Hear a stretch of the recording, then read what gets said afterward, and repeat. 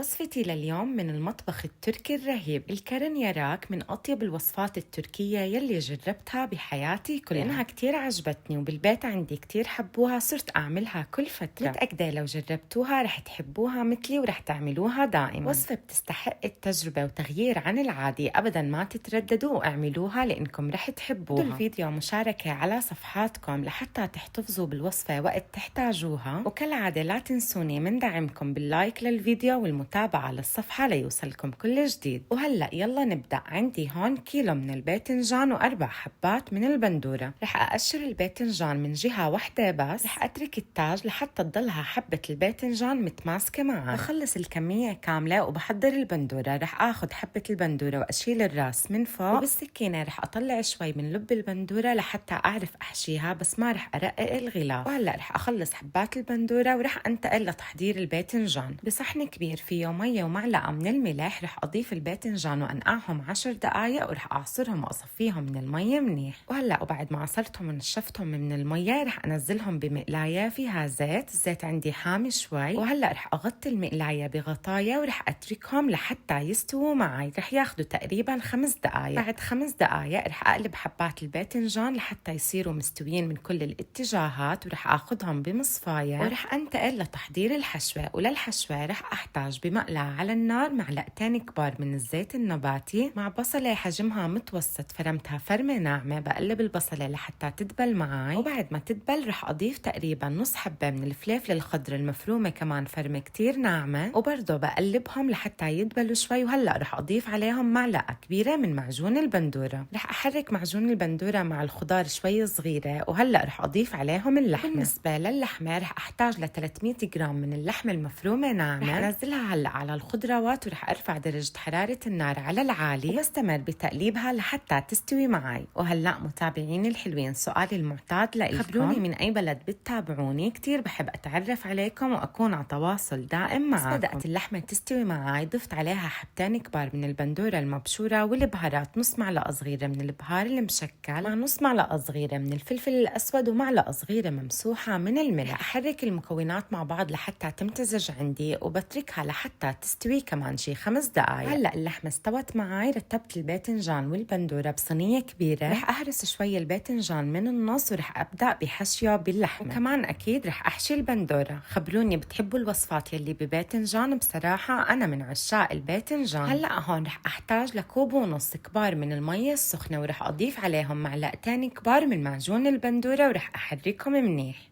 بضيف الصلصة على الصينية وبداخل الصينية على فرن محمى قبل بوقت على درجة حرارة 180. خليها بالفرن شي نص ساعة، وبعد نص ساعة بحمر الوجه شوي. بعد نص ساعة بقدم أطيب وأشهى كرن يراك، سهلة وبسيطة وسريعة ومكوناتها اقتصادية. يعني من ربع كيلو من اللحمة عملنا أطيب وأشهى صينية عائلية.